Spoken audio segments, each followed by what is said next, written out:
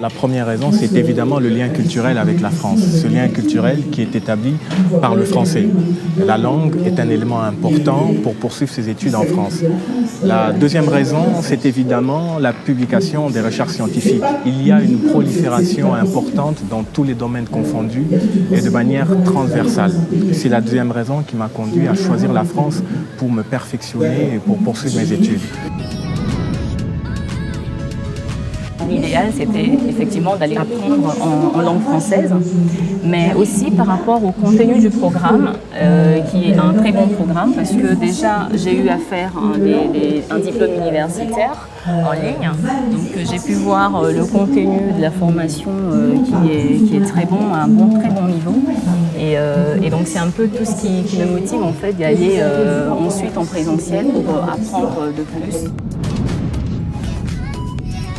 Étudier en France, c'est une opportunité que moi j'encouragerais à tous les jeunes médecins qui voudraient avoir une valeur ajoutée, qui voudraient ajouter des compétences, des informations supplémentaires que nous n'avons pas dans nos enseignements locaux.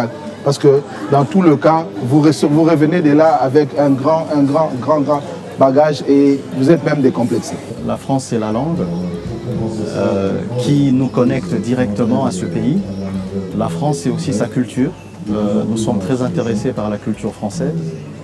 La France, c'est aussi l'offre de ces universités.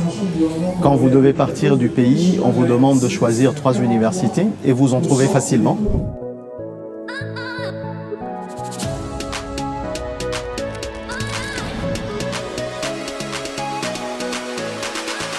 Je suis médecin et formé à l'université de Kinshasa et j'ai fait la spécialisation en biologie médicale.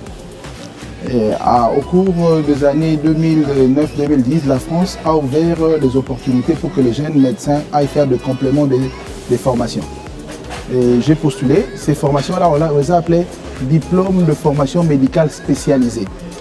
J'étais parmi un groupe de 12 jeunes médecins spécialistes qui sont allés compléter la formation en France. J'ai fait mes études à l'université de Lubumbashi, de premier et deuxième graduat. Après, je suis parti en France. Là, je me suis senti être un étudiant accompli. Donc, il faut connaître ses objectifs, il ne faut pas se perdre, il faut rester fixé sur ses objectifs avant de revenir en RDC.